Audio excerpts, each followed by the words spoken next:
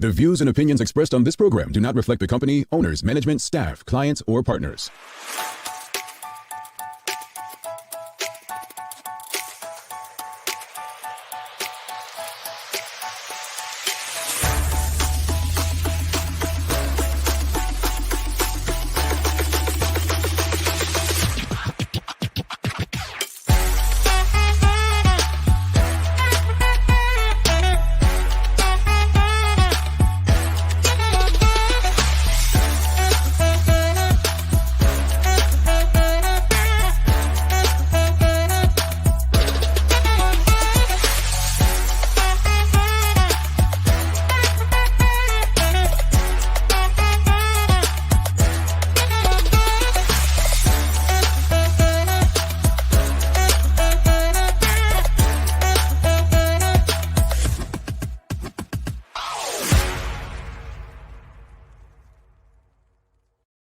It's Tuesday, the 7th day of September, 2021. Welcome to the Daily Hour, brought to you by Medical House, One Communications, and Linda's. I'm Jamal Hartman, along with the Michaela Ian, and I believe Leanna Lambert's going to be with us in a bit to bring you the latest in her news break. Kales, it's been a long weekend.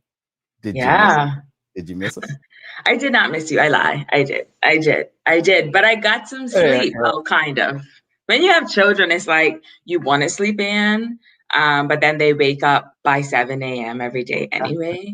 But then on school days, they don't wake up until, the start of school or just before. So, no, it was good. It was relaxing. Relaxed. It was great.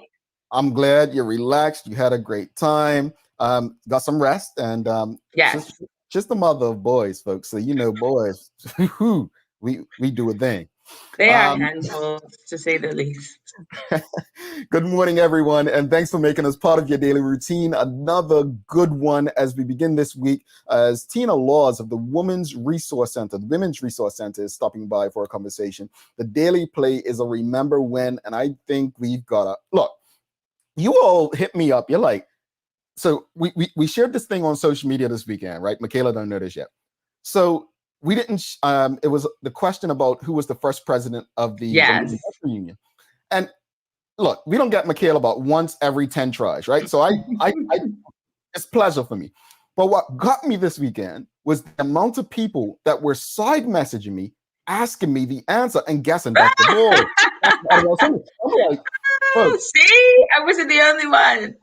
I was like, Google is your friend. Michaela's not Googling when I'm asking these questions. You're coming at me like you can't just Google the answer and find, or just go on BRU.BM. But anyway, it was fascinating the amount of people that hit me up asking what the answer was, and it's triggering them like, come on, I've got to know this. And yeah, that was like Wednesday, right? But it was so funny how you did not share the clip from Thursday where I got the answer when you thought you had me stumped, and you stood in silence with your mouth open for 5 seconds.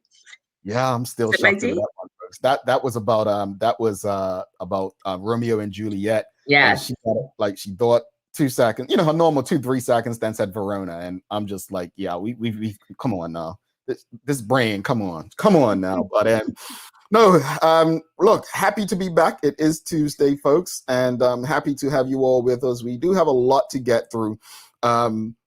Got some fun stuff I want to share with the audience as well. So we had some trivia over the weekend. We have 4 winners. So we're going to be giving away a $50 voucher to Linda's, a $50 voucher to Medical, a $50 voucher to People's, a $50 voucher to One Communications. But folks, when we do the trivia, you've got to follow the instructions. Some of you are just reading the question and answering, but it also said you have to share the post, right? Yeah. So we got to read the instructions, otherwise you're disqualified. It's just how it goes.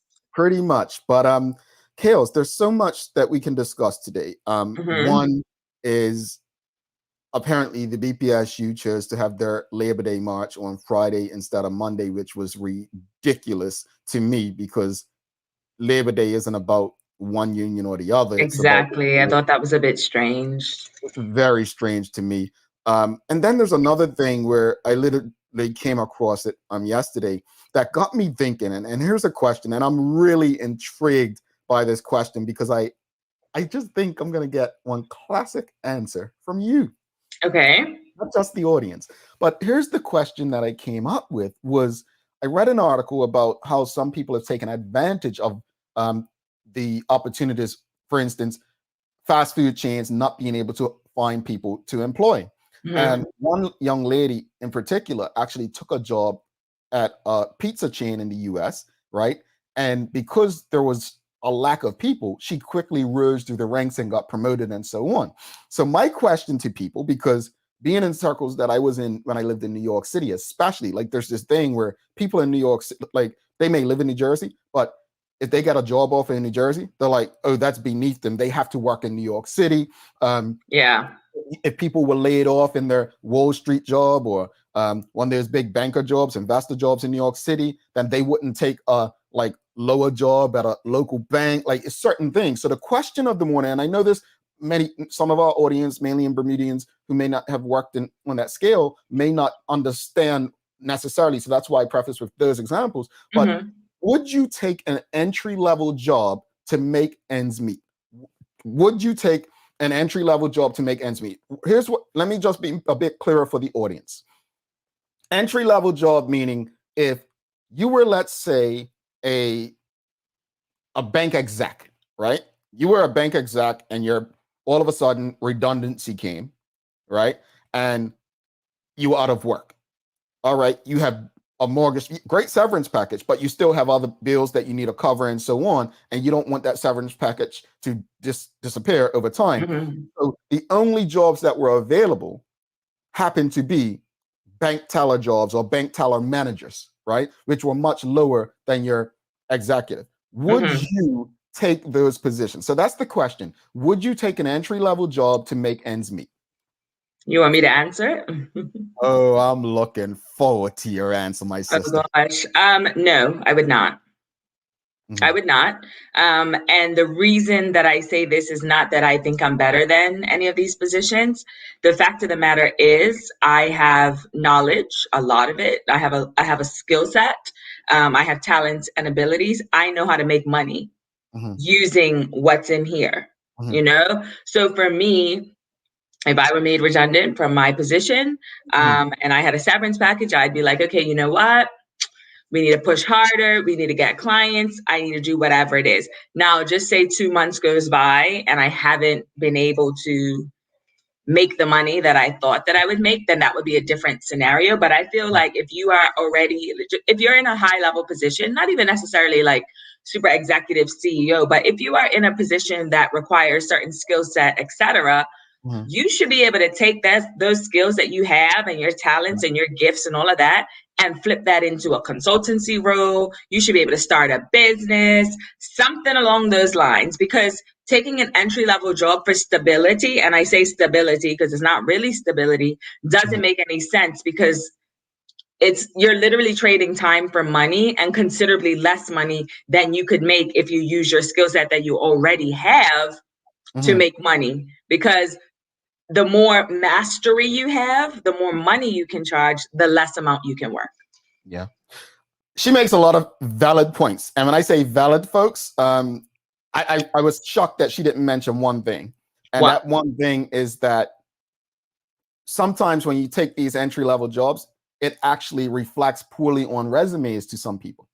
Well, why were you down in this position? And it's hard to get back to where you were. But she makes a lot of points. And one of the points I want to touch on that Michaela mentioned was the fact that, and I've mentioned this previously on the show, we have to prepare ourselves for redundancy, right? And when we do become redundant, when you're at a certain level, you should have the skills to at least be a consultant. Now, people have said to me previously on this show, oh, I think that's a bit shallow because not everyone is an entrepreneur. No, I get that. I get that. I'm learning that more and more, right? In recent times. That said, if you can do something for others, you can do it for yourself. Yes. That doesn't necessarily mean that you can own the company and run it yourself. You may still need to hire someone to do your accounting for you or different things or your social media.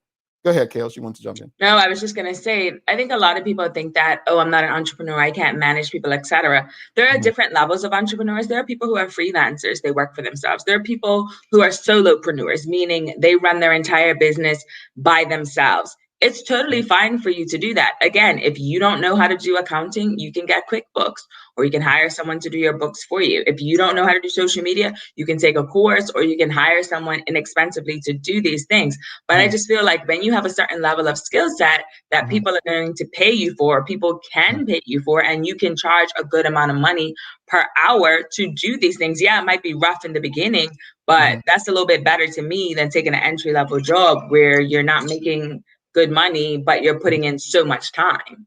Indeed. And that's the question, folks. Would you take an entry-level job to make ends meet?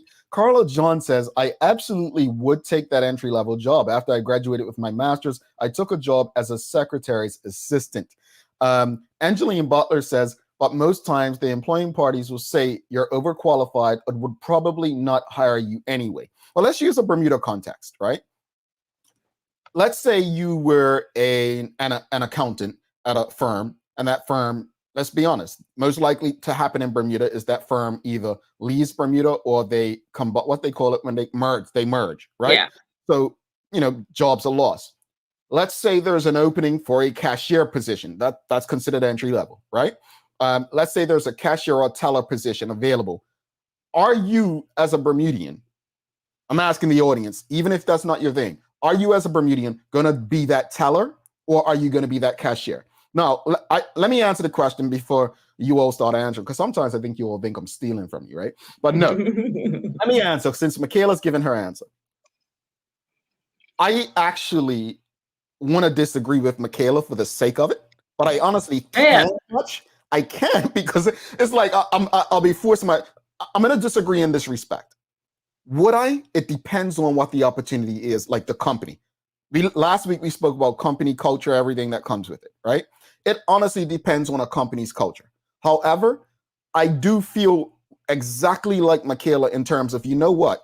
And my mother has made me believe this. Like when I was made redundant, she's the one that made me believe, look, son, you've made everyone else money. It's time to do so for you and your family, right? So if I've been able to accomplish something for another employer, then I should have the ability to consult and do other things at least before I consider that entry level. And if you have that skill set that Michaela's speaking about, you can probably make yourself more money than what that entry level job's going to pay you. But remember, let's go back to when I mentioned just now, company culture and everything else.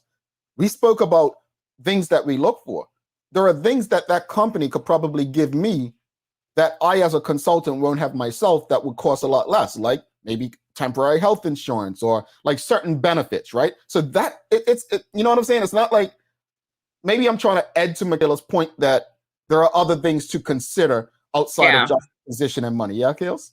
No, yeah. I just think that a lot of times we don't bet on ourselves, and we believe in this false sense of stability when stability doesn't exist. And I just feel like, why not figure out how to go out and make money for yourself? There's, in my opinion anyway, because I definitely have an entrepreneurial mindset, there is nothing more rewarding than making money for myself. There is nothing more rewarding than booking and signing a client and payments coming through. There's nothing more rewarding than that. And I just feel like so many of us are conditioned to believe that we need to work for a company, we need to get those benefits.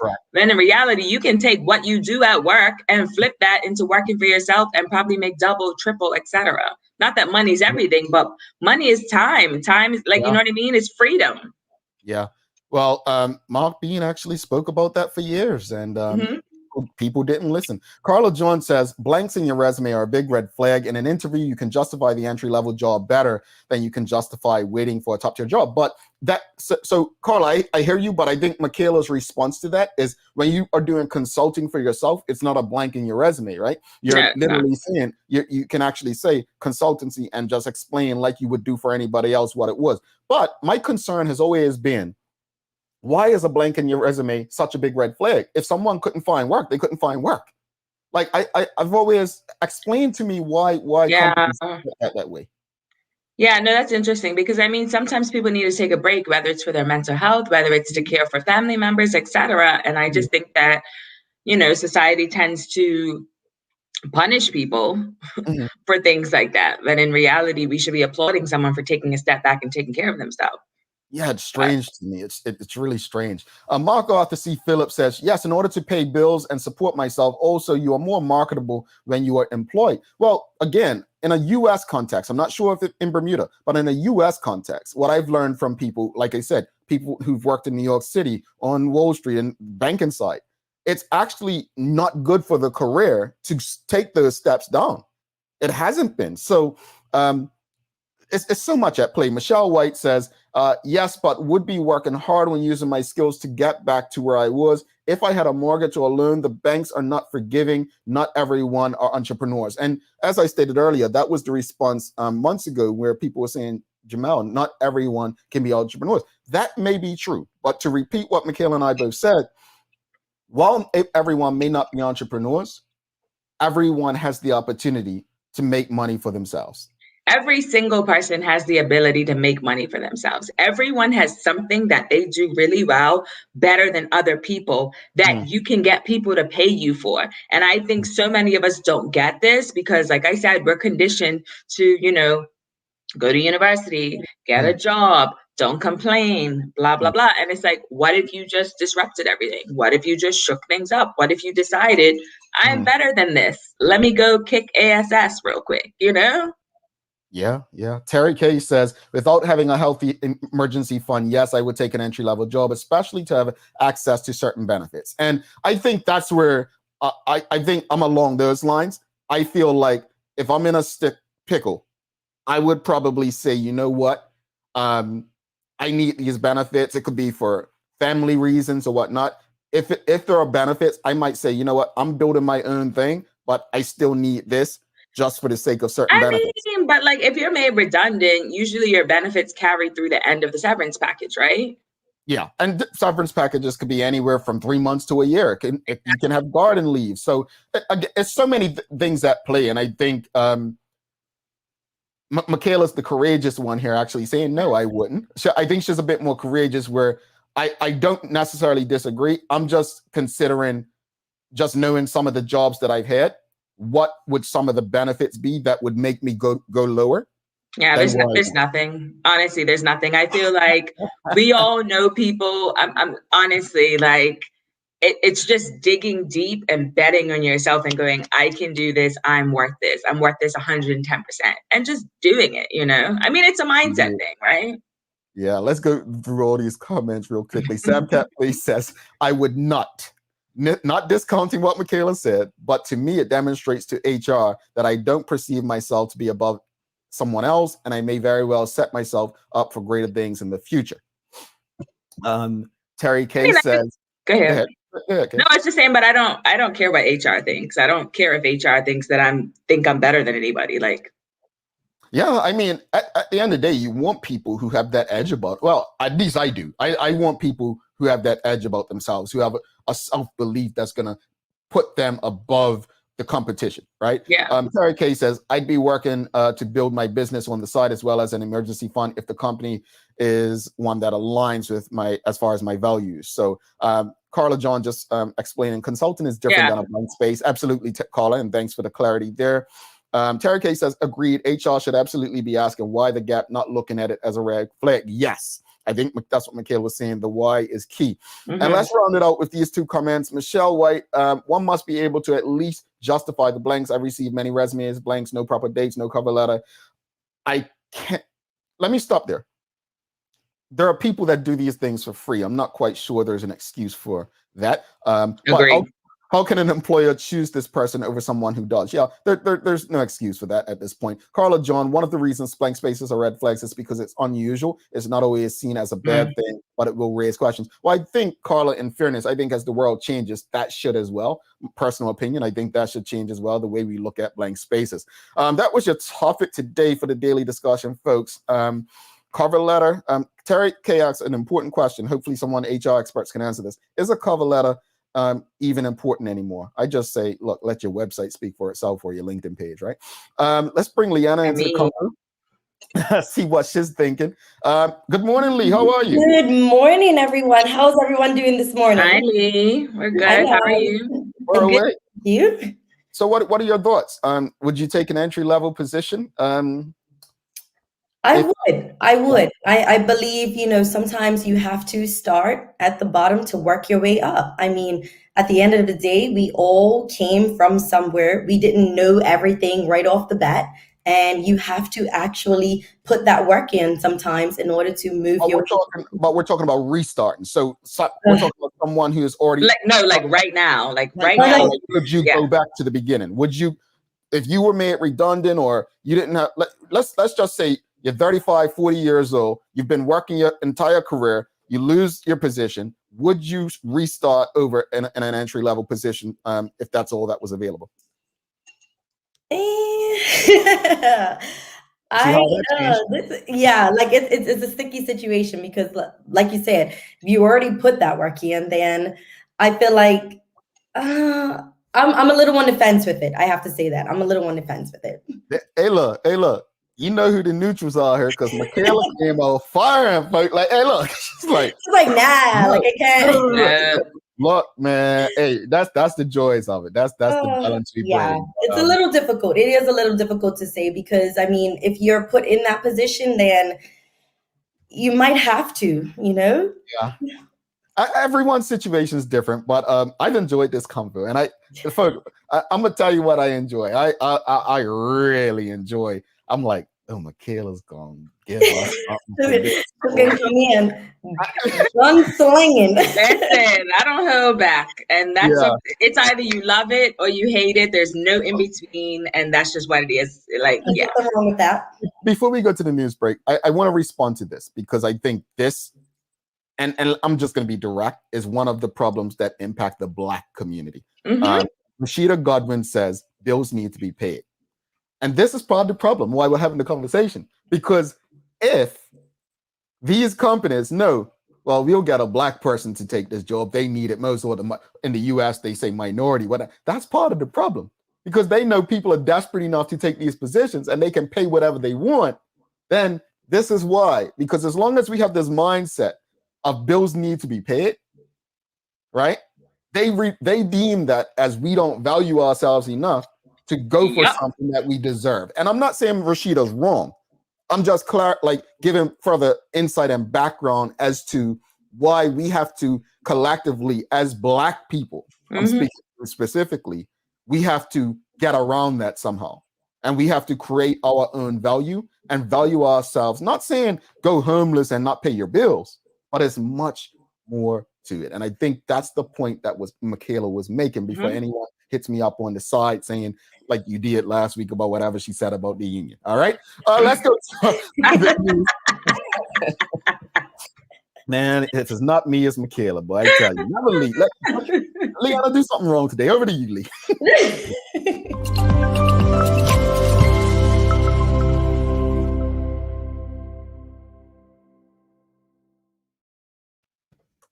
Thanks, Jamala, Michaela, and good morning to everyone that's tuned in with us. Another hot topic today, but I hope everyone is having a great start to this Monday morning. I'm Leanna Lambert, and it's time for our daily hour news break. So here's what's going on in today's top stories. Police have named Flavio Gonzalez, who sadly lost his life in a fatal 3-vehicle collision on Friday. Now, he was 35 at the time. A police spokesperson said that Mr. Gonzalez was one of 2 motorcyclists involved in a serious collision with a car, which occurred on Middle Road in Devonshire near the junction with Mayflower Drive just before 11 a.m. on Friday. Now, despite life-saving efforts at the scene, which continued as the Smiths Parish resident was rushed to hospital via ambulance, Mr. Gonzalez unfortunately succumbed to his injuries in the hospital's intensive care unit later Friday afternoon. Now, Bermuda Police spokesperson, family liaison officer, is providing support to his loved ones at this difficult time, and we here at the Daily Hour also extend our condolences to the loved ones of Mr. Gonzalez. In other news, Labor Minister Jason Hayward said that the government was committed to strengthening relationships with the island's unions in the face of an ongoing dispute over decertification. Now, he said in his Labor Day speech that despite recent challenges, the Ministry of Labor's commitment is to working with all parties for peaceful relations under this unwavering time. Now, he does continue to engage with workers and employees to promote harmonious industrial relations and working together for the good of Bermuda. He said that government has simplified and reformed the dispute resolution procedure, strengthening industrial relations process. Now, the comments came after 2 days of protests from members of the Bermuda Industrial Union, with the union pledging that weekly protests as a dispute over these legislation rolls on. Mr. Hayward thanked workers for the contributions during this challenging year. And dozens of dogs received a potentially life-saving jab at the Fairmont Southampton on Sunday as part of a vaccine drive to combat the canine parvovirus. Volunteers said that while the turnout was smaller than previous clinics held at the Bull's Head Car Park last month, owners were still bringing their pets at a steady pace through the morning. And in the first hour of the clinic, about 25 dogs received their vaccinations. Taking a look at today's weather, we have a high near 85 and a low near 77 degrees. Hurricane Larry is expected to pass about 186 miles northeast of Bermuda on Thursday afternoon, according to the Bermuda Weather Service. Now, they say that conditions are expected to deteriorate tomorrow as the Category 3 storm approaches. The forecast said that the closest point of approach within the next 72 hours puts Larry's center approximately 186 miles to our east-northeast as of 2 p.m. on Thursday. That's all for our daily hour news break, but I hope everyone is having a great day. Let's head back to Jamal and Michaela in the studio for today's Daily Focus. All right, thanks so much for that, Lee. Hurricane Larry, don't we have a Larry on this show? I think you know what? And he brings the violence, so you know what? Yeah. Pass through.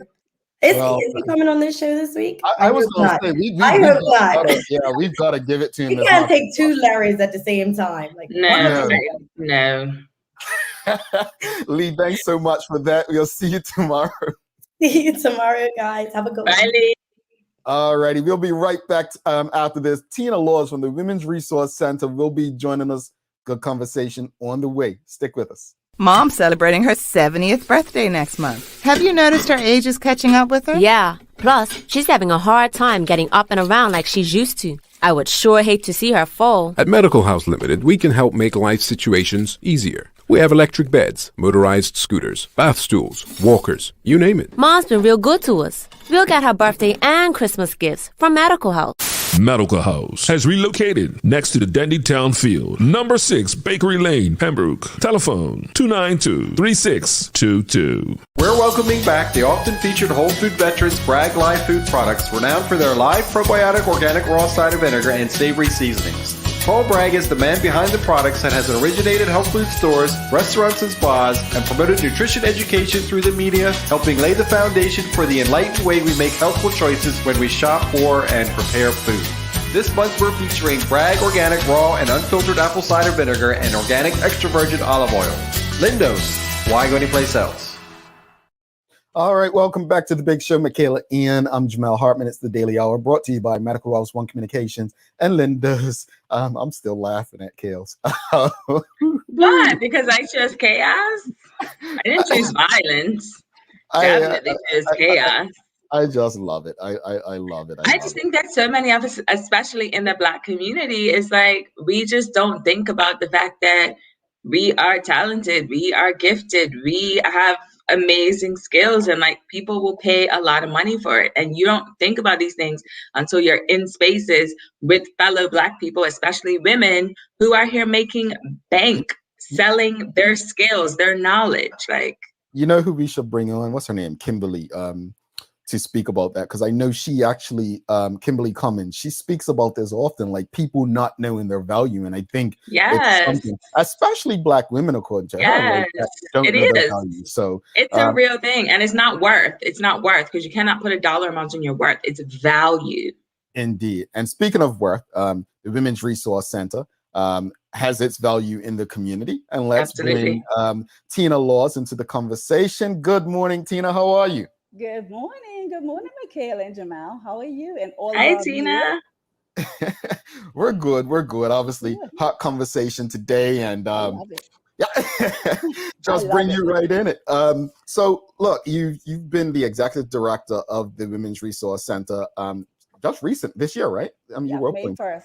May Yeah, 1st. May But 1st. for those who don't know, before we get into the conversation, just give people a bit about your background. You know, what's your background, and how did you end up as the executive director of the Women's Resource Center? Absolutely. Professionally, I started my career in the Department of Corrections as a case manager. That taught me lot of a lot of everything that I need to do for the rest of my life, but more so for this role. I went on to probation. I'm also a relationship coach, which I was doing full time up until May 1st. I also spent a lot of time volunteering there. I also partnered with them back in 2019 to take my life after incarceration program into the prison. That's something I've done. I've done workshops, numerous things. I was on the Thinking Tank team, and I still am on the TLC program, which is on Parsons Road, the Transitional Living Center for our women and children. And so there are a lot of reasons why I probably should have been in this role and didn't think about it at the time. But I love it. That's all I will say. I love it. And I'm looking forward to moving forward with new things, opening new doors and being creative about what's to come. Absolutely. So tell us how you ended up becoming the executive director of the Women's Resource Center. Absolutely. Outside of my core interview, I often laugh about it because coming out of entrepreneurship full time, that was something I was like, I'm going to make people's time and do all these things. But the greater gist of this is something I've always wanted to do. You know, about 15 years ago, I remember having this prayer God to allow me to be on such a platform to bless women. As you know or may not know, I'm a relationship coach, and I have a lot of my clients are overseas. And I often say, if only I could touch this in Bermuda as well. And so, what better place than here I am as the Women's Resource Center Executive Director. Outside of my degrees, of course, psychology, bachelor in psychology, and master's degree in criminal justice, as well as all my certifications, experiences, personal and career, here I am. I love it. I love it. So let's talk a little bit about how the Women's Resource Center has helped women during the pandemic. I know you've just started in May, so you came in a year after the pandemic started. Absolutely. But what have you guys been doing? Oh my goodness. Well, there are two areas that has been very prominent since 2019, I would say. Our counseling program has doubled tremendously. You know, the unfortunate thing is with the pandemic, there are many women and families who have lost their jobs. And so that prompted us to start with the grocery voucher program, because so many women, and up until this day, come in for groceries. You know, women who might be on the verge of seeking employment, been unemployed for 20 years, to those who were at the height of their career, who now are in the position of seeking new employment, and for many walking into the entrepreneurship rally. But it's very difficult for a lot of women to come in and do so. So one of the things that we often do is provide the counseling, the grocery voucher program, and they are doing really, really well, thanks to our sponsors who have been so supportive in allowing us to have free counseling services for our women and children and even couples, and provide groceries for those who are in need. Absolutely. So talk to us about the kind of women that you serve. I don't want to say like target client, because that makes it sound like it's, you know, a business for profit. But what are the typical women that come into the Women's Resource Center? So I heard you, Michaela, earlier talking about the type of person you are, right?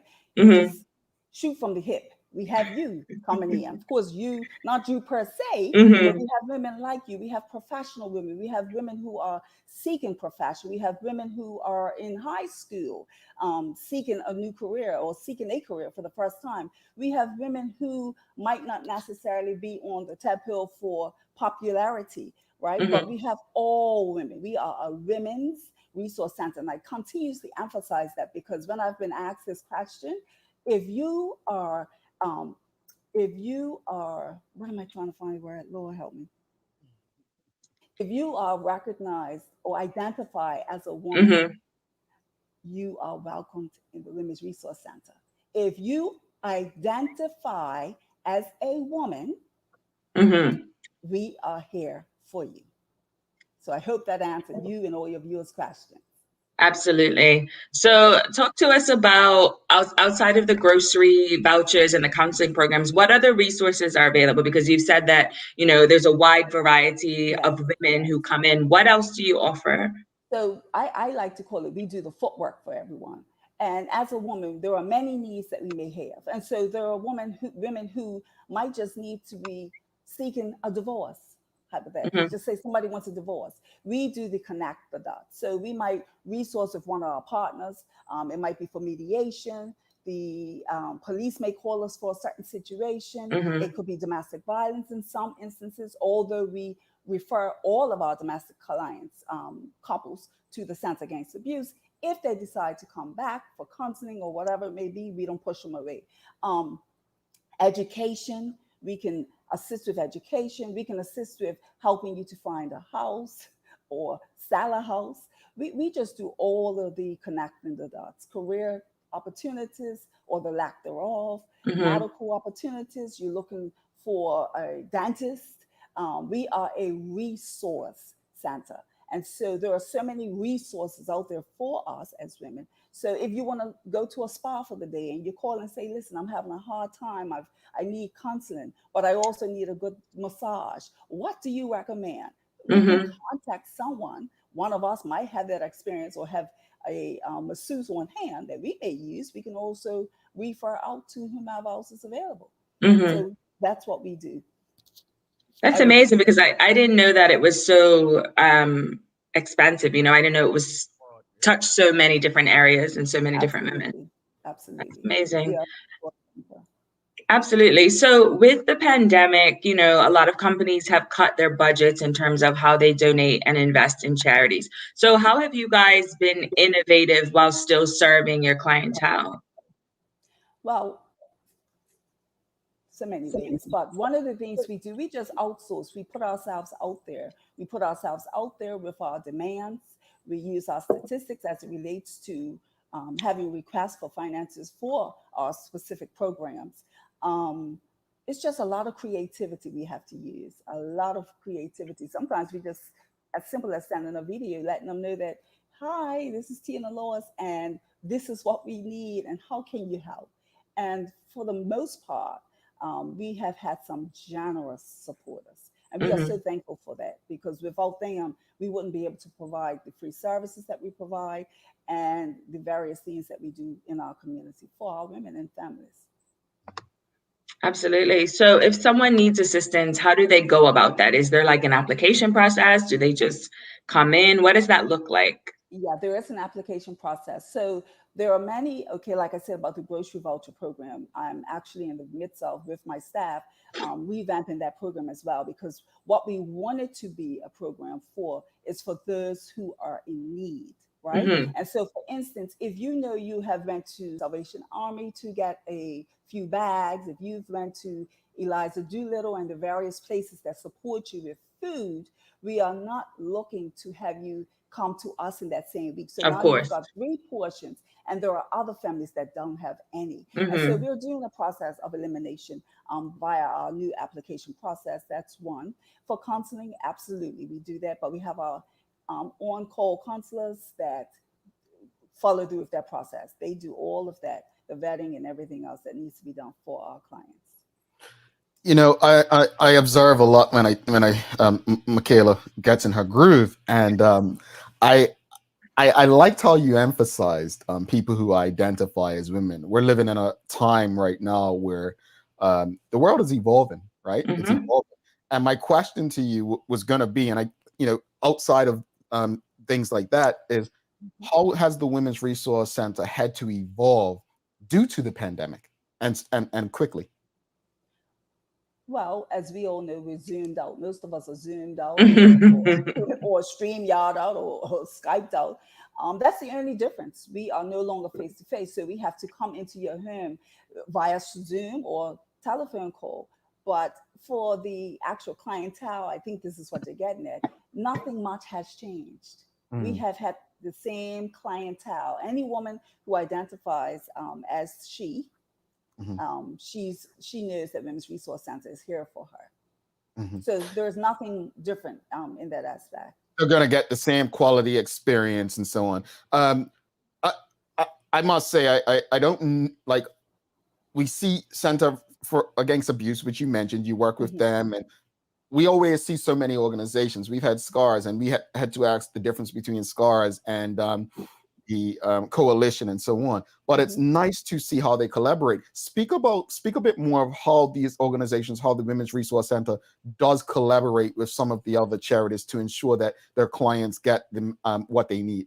Yeah, I love how you use both of them, because when I first came back from university, I was a volunteer at Center Against Abuse, being a domestic violence facilitator, advocate, and so forth, trained.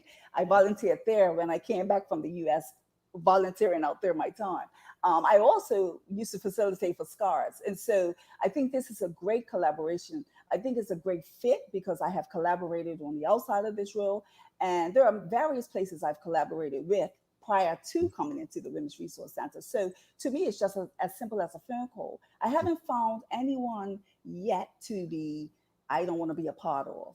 Everyone in Bermuda, and I think for the most part, most individuals in Bermuda, organizations know what we stand for, and they are all about, strengthening women, families, and fostering relationships within the community with our clients. And so with that being said, the collaborating has been a success so far, and I don't see it being anything less than a success. Love to hear it, Tina. If you have any questions or comments for Ms. Laws, please send them through and we'll do our best to get them through. Now, we spoke about, prior to you coming on today, we were speaking about jobs and entry-level jobs, and you mentioned that you help people with employment in terms of, going through the situations at jobs and so on. What kind of resources in particular and I just want to give you a scenario just to kind of get a better understanding. If someone has lost their job, right? It could be a mother going through some things and she's lost a job and she's having challenges providing. What kind of resources would you offer them right now? Well, the first thing we do, like with any of us, we sit down and have that conversation. What are your skill sets? What's in your heart? What are you most passionate about, right? And from the answers, most times we can lead or direct them to a certain organization or further tools. And we just help them to connect the dots. We don't do the work. We do some footwork for you, but we don't do the actual work, because those of us that know in certain positions or have been entrepreneurs, we know this takes work. And so what we don't want women to do is fail. So we give them the tools and they have to do the work. Alrighty. No, it's incredible. Now, I was a bit ignorant earlier this year because there was an article about the Women's Resource Center. I'm like, oh, we've had them on, and I got it mixed up with the Center Against Abuse, right? And so I was at that point learning the differences between the organizations. But for those who don't know, and this is a question because people are always looking, where can they get involved? Like, charities always looking for volunteers and maybe donations. How can people get involved to offer their services, not just from a charitable spot, but even volunteerism? Absolutely, and we welcome all volunteers. It's as simple as calling us on 295-3882 or sending us an email at wrc@wrcbermuda.com. Book an appointment. I don't know, many of you haven't been in to see where we are located, to see what we stand for, what it looks like, our space. Okay, hold on. With the COVID restrictions right now, you'll have to call and we'll have to set up an appointment, because what we don't want is 10 of you showing up at one time. You wouldn't we have clients coming in sometimes and they're standing outside, and sometimes they may get offended, but we are in the times of this COVID. Yes. And so we have to keep everyone safe, not just ourselves, but there's clients alike. And so you can just simple as email us, call us, let us know your interests, and we have people calling us all the time to partner with us. Partnership is also volunteering with us, right? And so send us an email, give us a call, and let us know, I'm interested in joining the Women's Resource Center, and we'll send you the necessary paperwork, application, whatever it is that's necessary, and we'll certainly find a perfect fit for you, and we can go from there. Alrighty. And before you go, what's their what's one thing or misconception you would like people to know about the Women's Resource Center that you would like to leave them with today? Well, one of the things when I walked in the door, I had many people ask me, what do we do? And so that's why I'm emphasizing for you today that we are a resource center. And as a woman, and not just women with children, you could be a single woman, not even certain if you want to have children, right? We are your resource. Just think about those things in the last year that you have needed support with. I'm a woman, and many of us in the organization are women. So we understand. So whatever you need, we are there to provide you with the resources to connect the dots. There is nothing off limits. Nothing. Most people just think it's the grocery voucher program or counseling. And of course, counseling is not because you don't have it together. I have a counselor that if anything goes wrong or if things become too overwhelmed, I can call at the drop of a dime. Absolutely. I'm saying all that to say it's very important that you take care of yourself as well. So we have counseling from just want to get it together and recalibrate, right? We have counselors to manage situations from grief right along down to depression. You might be having insomnia. You might be going through a divorce. You might be trying to figure out your relationship. There are some of the things that we have. So the counseling and the grocery voucher program isn't just that of the Women's Resource Center. Like I mentioned earlier, you might want to go to the spa.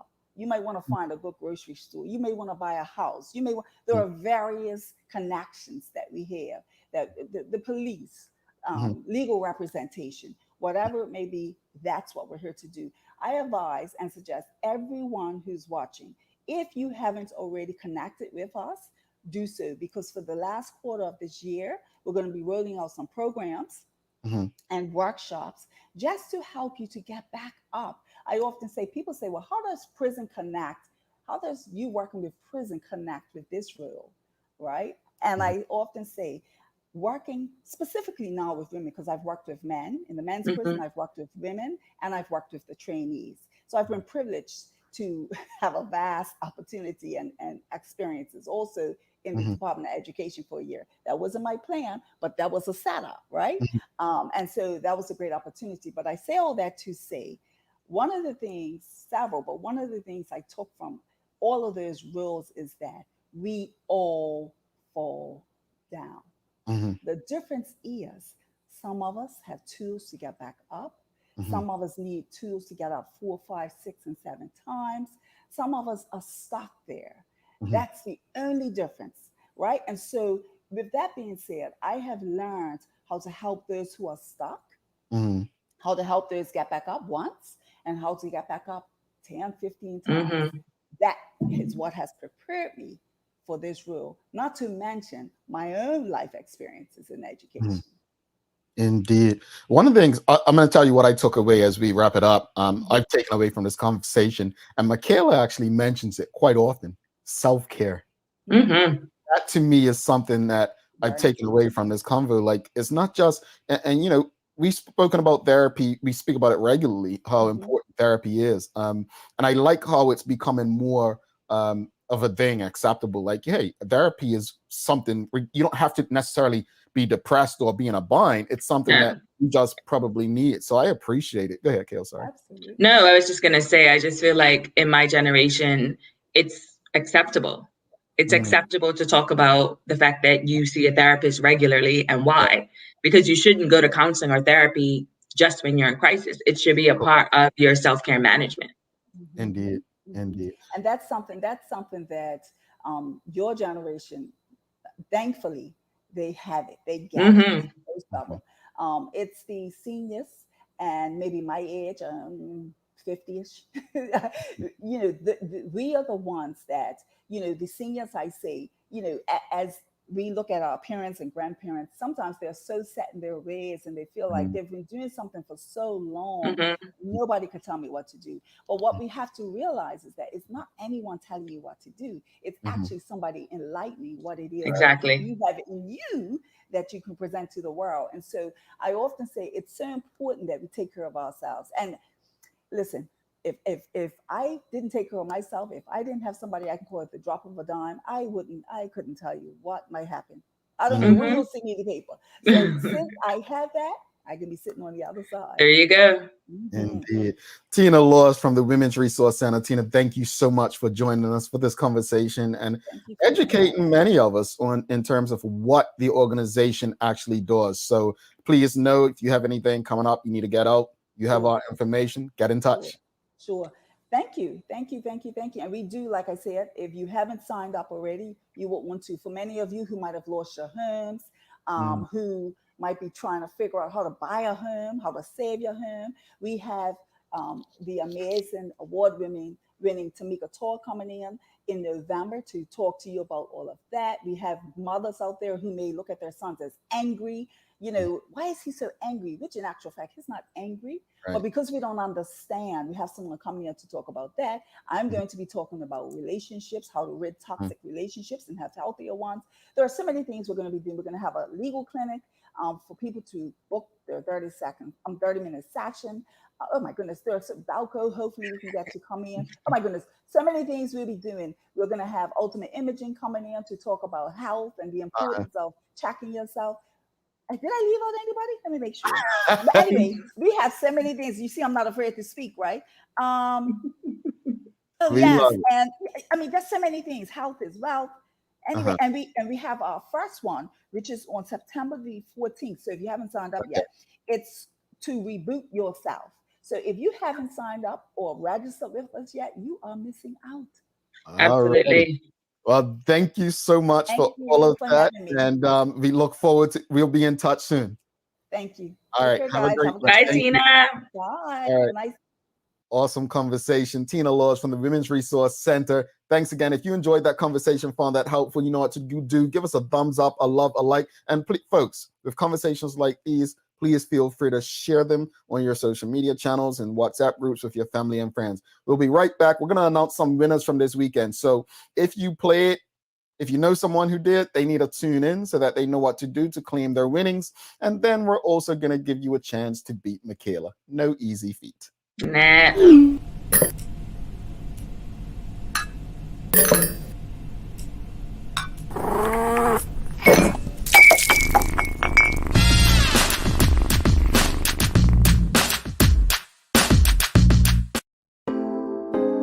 Same smooth sounds, different name. BCG Radio. Tune in every Tuesday through Sunday at 7 p.m. Bermuda time as we bring you the love, romance, sexiness with nighttime jams. Only on your station for conversations and entertainment. BCG Radio. Download the app, available for Android and Apple devices. All right. Thanks again to Tina Laws. As Michelle White says, very informative. Didn't realize that they offered so many services. Indeed. Thanks again to Medical House, One Communications, Linda's, all our friends who continue to support us. Before we go to the Daily Play, though, so let's go to the question. So the question from this weekend was, which partner was the first sponsor of the Daily Hour? A, Linda's, B, Medical House, C, One Communications, and D, People's Pharmacy. That was the question, folks. Which partner was the first sponsor of the Daily Hour, right?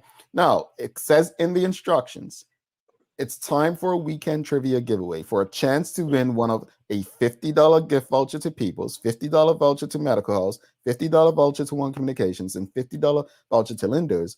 Answer correctly and share this post. Winners of all four prizes will be announced on Tuesday morning show, which is today.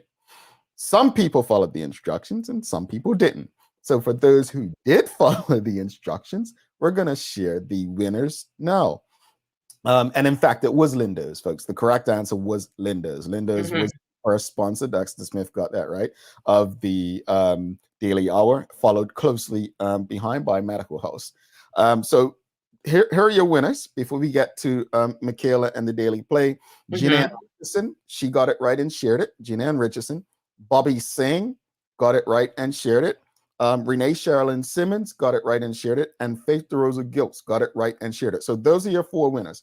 All four winners, please send an email to engage@thedailyhour.com by the end of this week to claim your winnings. All right.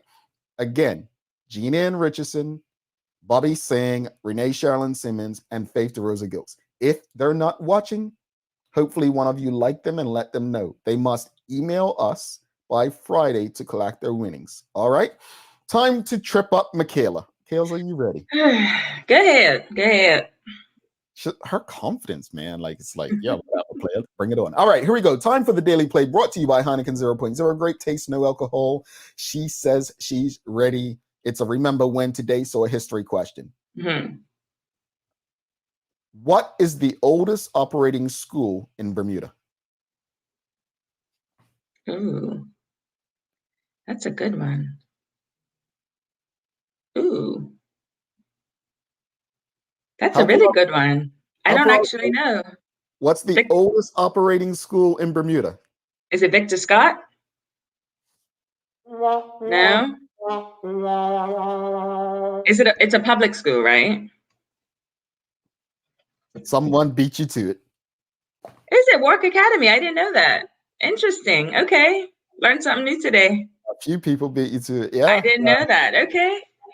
All right. So Warwick Academy is the oldest school in Bermuda, established about the approximately 1659. But yeah, it is one of the oldest schools in the Western Hemisphere. But, I did not know that. Interesting. Okay. Well, see, Michaela, this is what I enjoy. Honestly, this is one of the most fun and entertaining parts of the show. But as I stated on the weekend, with the Daily Play, not only is it fun, folks, but it's educational. Michaela even learned something. I did, yes, but just for today. Just for today.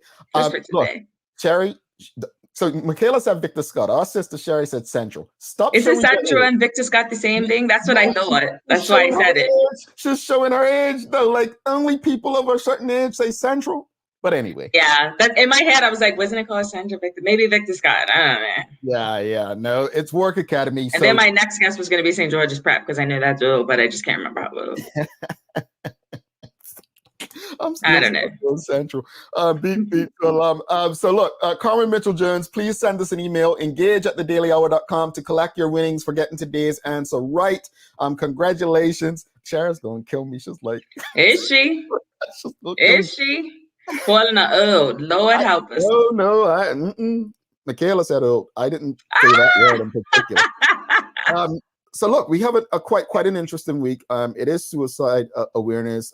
We are going to have Chris Gibbons on Friday to close it out. Looks like we'll have the Commissioner of Education, Kamal Richards, on Wednesday, which should be interesting. Education is always a hot topic, so really looking forward to that conversation. Michaela, what are your thoughts on today's episode? I thought it was a great conversation. I didn't know the Women's Resource Center offered so much. So a big thank you to Tina. And as far as the conversation from earlier, like, I just feel like it's time for us to just bet on ourselves. It's time for us to decide that we bring so much value and we should be well compensated for that value. And I mean, yeah. That's just how I feel about it. And especially as people of color, Black people, like, it's time. It's long overdue, and it's time. I like how she's got this big smile on her face. She's so happy and confident in this convo. Honestly, and I say this because we're all speaking from our own experiences. So it's not like we're just here throwing out opinions. I mean, I've been made redundant in particular, but also there are times, I know Michaela, I don't know the exact story, so I'm speculating here, but when the America's Cup left, you had to get a new job, right? I did. So, it's jobs come and go, folks. And so we have to prepare ourselves. And key thing, we have to bet on ourselves. Take a chance on yourself. Any daily inspiration for us, Kales? Sure do. This is from the lovely Auntie Oprah. I love Oprah. Where there is no struggle, there is no strength. All right. Very simple, straight to the point. No struggle, no strength. I'm surprised you didn't mention your girl had a birthday this weekend on my anniversary. Who had a birthday? Bay Day or whatever they call it. Oh yeah, I already put that on Instagram. That was days ago. Okay. That was days ago. Yes. Hail to the Queen Beyonce. Yes. All right. She's 40. Milestone birthday. All right, Bay. All right, Bay. Happy Not belated. Bay, it's B. Well, they spell it B-E-Y. Ain't that Bay? Her name is Beyonce. It's not Oh, so it's Beyonce. It's okay. Beyonce. It's the Beehive. It's BJ. Folks, Not Bay. I'm about Clear to that get up. out of here. Let me get out of here before I got dragged by the Beehive. Hey, God, tough crowd on social media. So Bees, not Bay. B-Day. Sorry. B-Day. Thanks again to our partners, Medical House One Communications and Lindes, for ensuring that we're able to do this with you on a daily basis. As always, we love you. We appreciate you. We thank you for making us part of your daily routine. If all goes well, we'll be back to do this again with you tomorrow. Hopefully, I'm back. I hope the Beehive don't come for me. Beehive don't come for me. My friend, she's Michaela, and I'm Jamal Hartman. Make it a great day. Peace.